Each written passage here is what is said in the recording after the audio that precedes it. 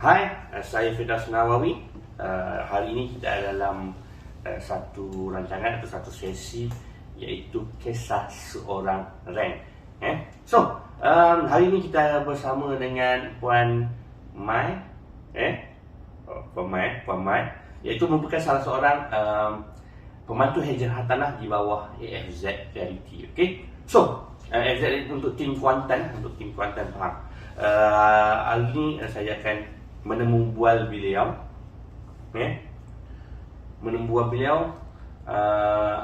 berkaitan dengan kisah seorang lain, kisah dia. Boleh Puan? Boleh, insyaAllah. Boleh, insyaAllah.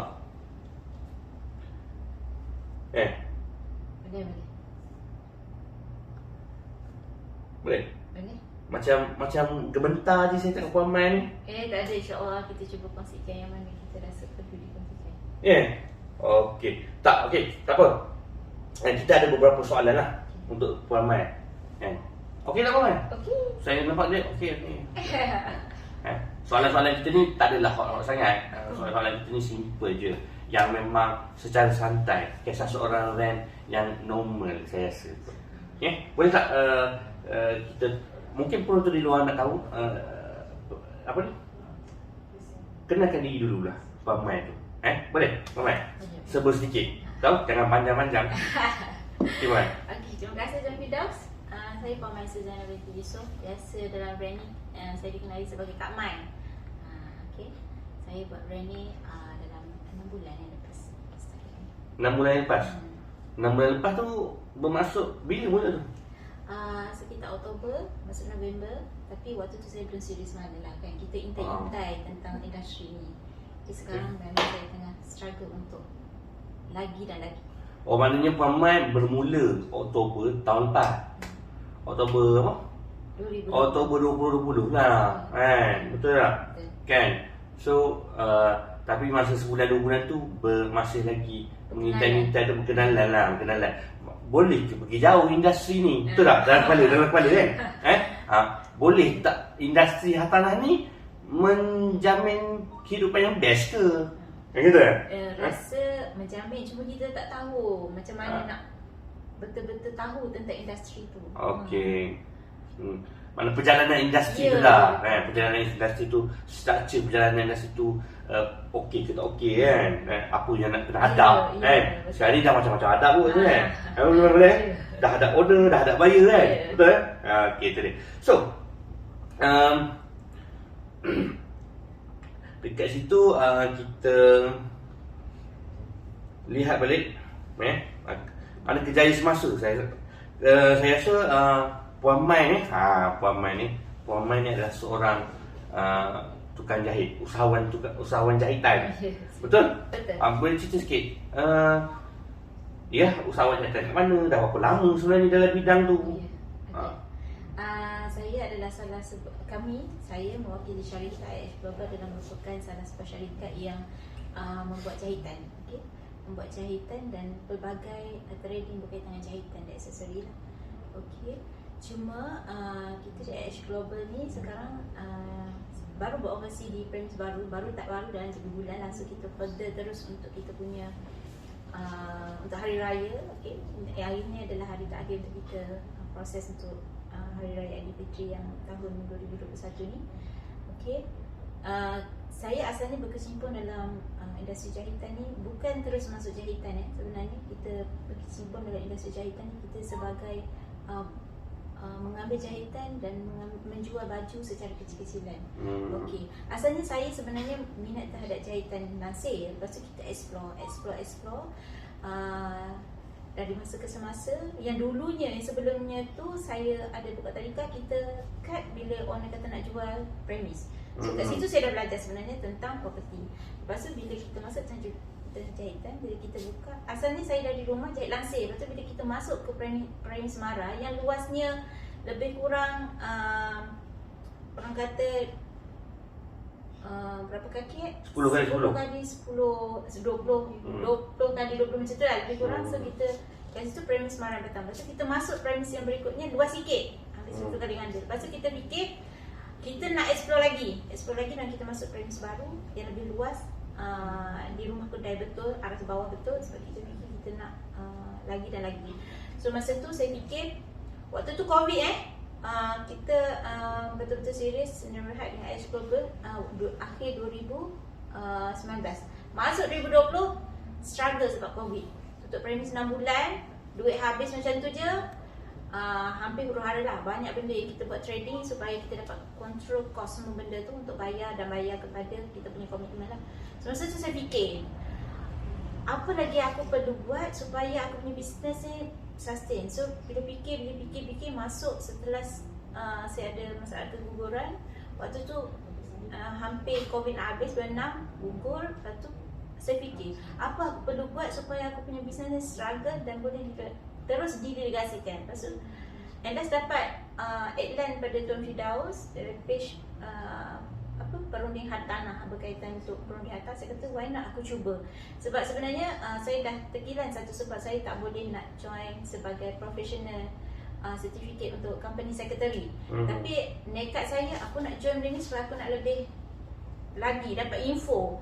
Kata mungkin ni rezeki aku pun dekat sini kan. Mungkin ini rezeki saya untuk terus sustain dalam perniagaan, sustain dalam bisnes dan sustain dalam syarikat. Dan syarikat pun sebenarnya bukan satu income dia boleh buat. Hampir 200-300 income. Mana kreativiti kita, itu yang perlu kita buat untuk jana pendapatan. So bila masuk tu asalnya saya dengan satu company lah, so saya rasa tak perlu mention lah. Jadi kita masuk pada 10 tu saya blur-blur tau, blur-blur tanya sana, hampir banyak benda kita kena uruskan sendiri sebenarnya. Sebabnya bila orang sibuk macam mana semua benda kan, kita pun kadang-kadang intai-intai lah. Saya kata tadi 3 bulan pertama tu macam perkenalan dulu. So masa buat pengenalan, dalam masa yang sama disebabkan atas sebab-sebab tertentu, saya rasa aku nak test lah jual rumah sendiri. Sebab kita dah lantik 3 ejen sebenarnya waktu tu. Saya dah lantik 3 orang ejen waktu tu untuk jual rumah tu. And last dapat nak test lah rumah ni udah 12. Nak test lah rumah sendiri. Apa saya buat adalah marketplace tu je tempat saya, dengan page saya. Satu hari tu saya share daripada pagi sampai ke malam. Saya share. Malam tu saya terus dapat buyer. Dia nyatakan Asrat nak tengok rumah tu. Dia punya Allah memang memudahkan segala urusan. Dia punya dia cakap satu deal harga dia tak nak. Kali kedua berapa tuan nak? Saya offer. Saya kata okey, saya terima. Bayar booking, dia bawa saya, okey Puan Mai ikut saya pergi bank. Itu memang best lah dalam hartanah sebenarnya. Bawa pergi bank booking. Dia minta saya tekan ATM, tekan nombor PIN semua sebab dia kata saya tak reti. So dapat booking kat situ. Saya rasa I think kalau kita nak berniaga pun kita kena tanya diri kita, stok engkau ada kan? Saya selalu share ni, stok engkau ada tapi kau tak habiskan. Kau nak jual stok orang, kau nak jadi dropship orang, jual dulu stok kau. Kita nak berniaga pun macam tu lah. Jadi saya guna konsep tu. Bila saya rasa saya mampu jual rumah sendiri, sedangkan saya ada lantai 3 ejen yang kata tak ada nilai rumah kat area situ. Tidak sebenarnya. Bila saya dah masuk industri hartanah ni, mana-mana tempat pun sebenarnya ada nilai. Baik owner, baik buyer, you dapat hak you dapat hak you sebenarnya. Itulah yang membuatkan saya rasa lagi nak lagi dan lagi. Bukan meninggalkan jahitan yang saya minat juga, tapi saya jadikan hartanah ni sebagai saya punya main of business untuk lagi dan lagi kembangkan bisnes. Macam tu. Dan saya pegang profession ini semampu saya pergi kat mana saya boleh sampai. Dengan ilmu yang diberikan oleh Puan Ain dan juga Tuan Firdaus sendirilah. Anda bayangkan rumah first dia jual ataupun pecah telur dia adalah jual rumah sendiri. Betul kan? Betul. Nampak tak? Itu maknanya bulan 12. Bulan 12 Bulan 12 setelah 3 bulan. Sebelum tu dah berjaya untuk booking tu rumah 800,000.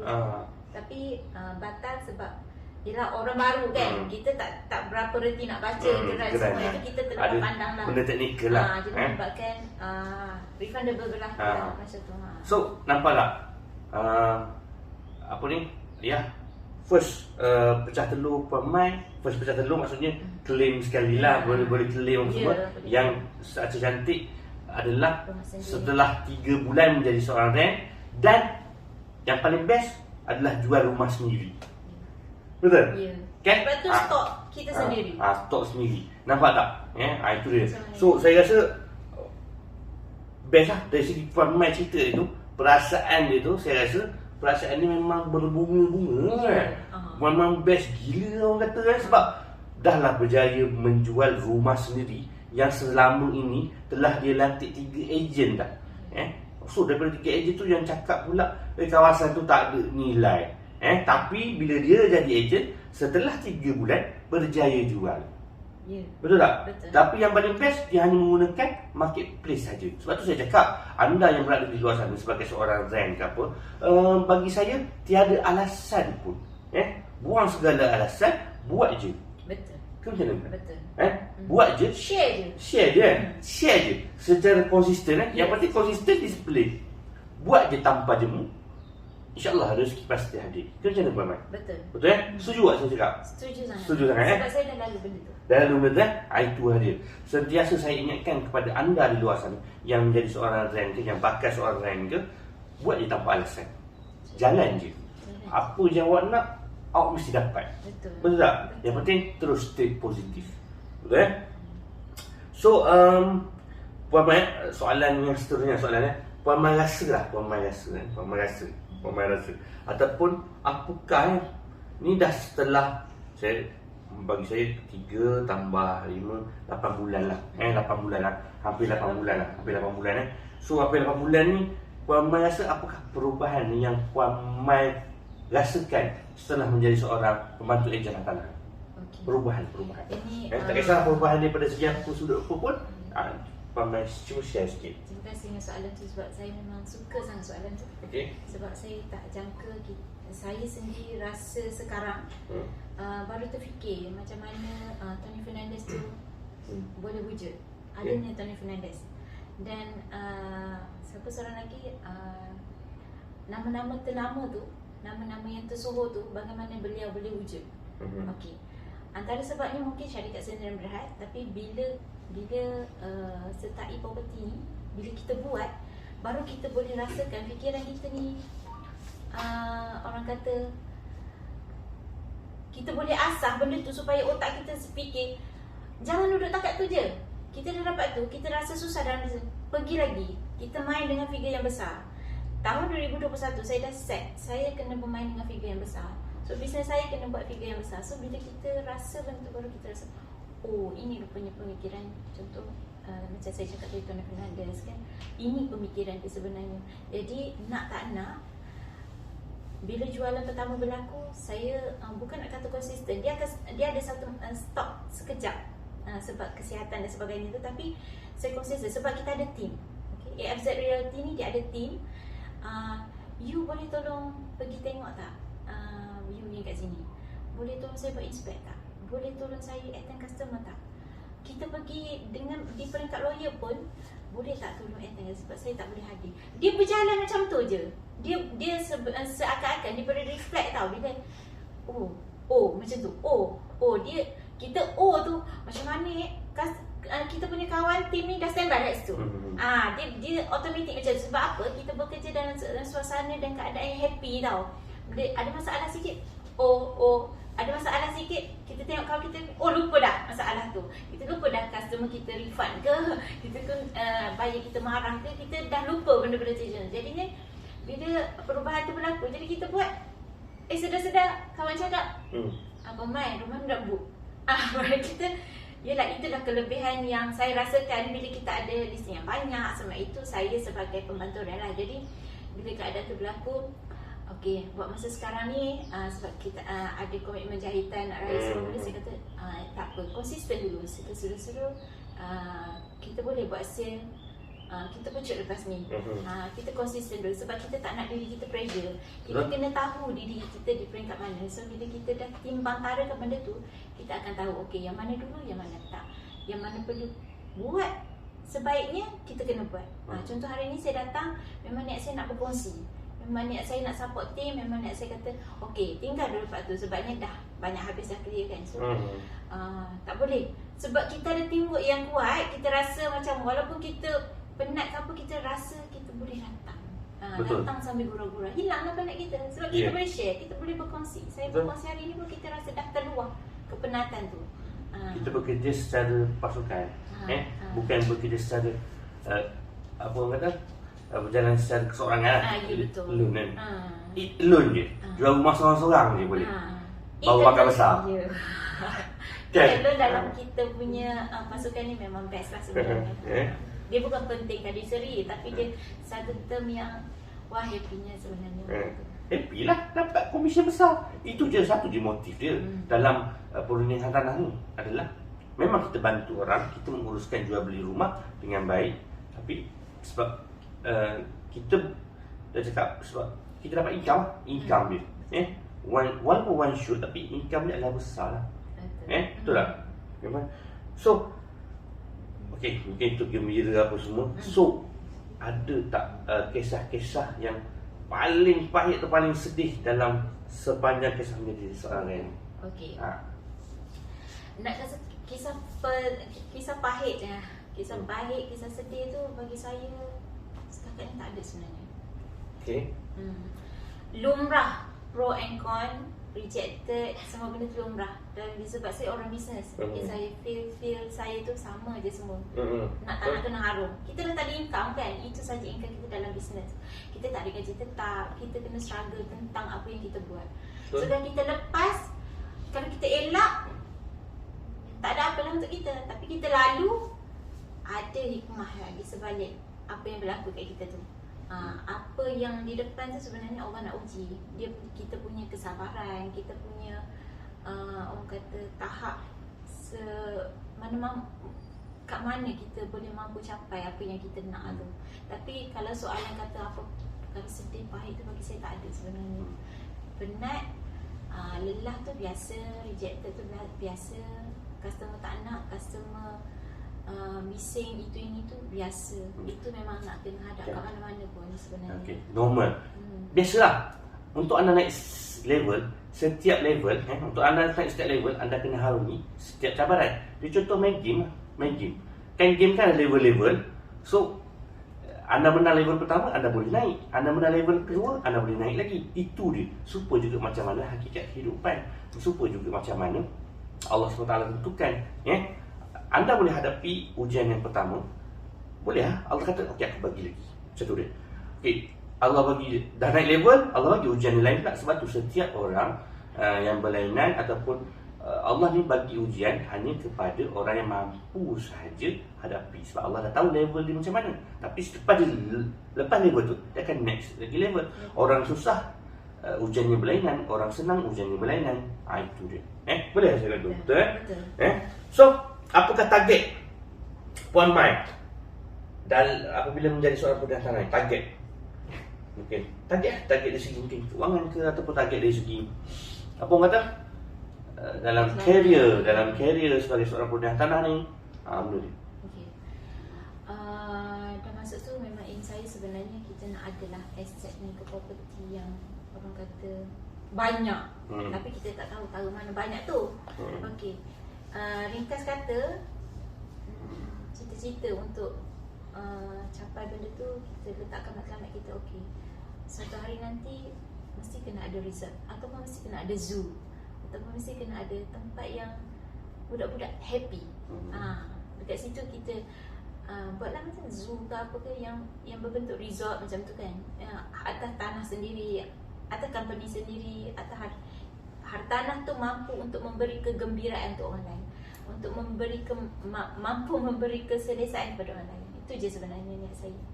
Ya, alhamdulillah. Dan telah dinyatakan kepada anak-anak, pada kawan-kawan kan. Aim aku satu je, aku dapat tu. Moga Allah pemudahkan. Doa saya agar Allah pemudahkan untuk ada satu resort ataupun ada satu zoo kanak-kanak, ada satu taman permainan kanak-kanak yang budak-budak suka. Macam tu. Okey, alhamdulillah, nampak best kan. Tapi bila kita dari perundingan tanah ni, mungkin dia akan tahulah nanti. Mungkin ada resort nak kena lelong ke, resort yang dijual dengan buah ke, ataupun ada tokoh-tokoh resort tengah cari idea tu, untuk tu mungkin dia boleh sumbangkan nanti idea tu. Contoh dia. Okey, akhir kata maksudnya last soalan. Boleh? Boleh, tak ada masalah. So, persalinan Puan Mai pesanan paman kepada ejen di luar sana ataupun bakal-bakal ejen atau ejen di luar sana yang belum lagi pecah telur ke, yang belum lagi rasa, yang masih lagi rasa struggle, yang macam tak boleh nak terima lagian kenapa aku tak pecah lagi telur ataupun itu dia. Apa pesanan paman untuk mereka? Okey, saya tak ada nak cakap banyak tentang hal ni, cuma dua perkara yang saya harap daripada rem-rem yang masih belum pecah telur, orang kata yang masih belum dapat income, okey, ataupun yang bakal menyertai dunia hartanah. Pertama, buat. Kedua, ilmu. Kat mana kita nak dapatkan ilmu? Kita kena berdamping dengan orang-orang yang ada ilmu tu.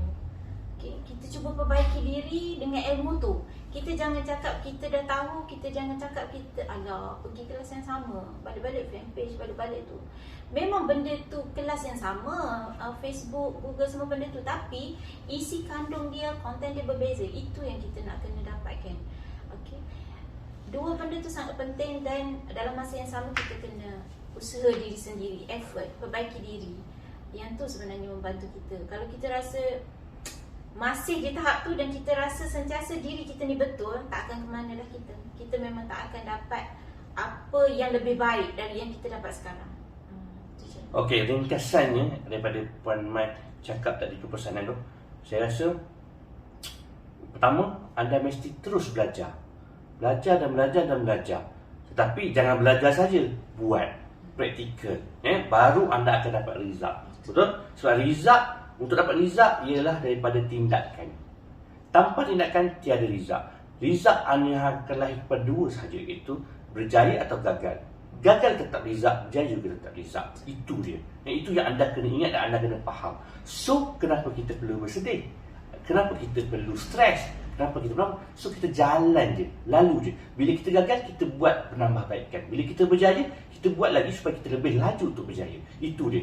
Okey, jumpa saya lagi untuk kisah dan seterusnya. Okey, stay tune.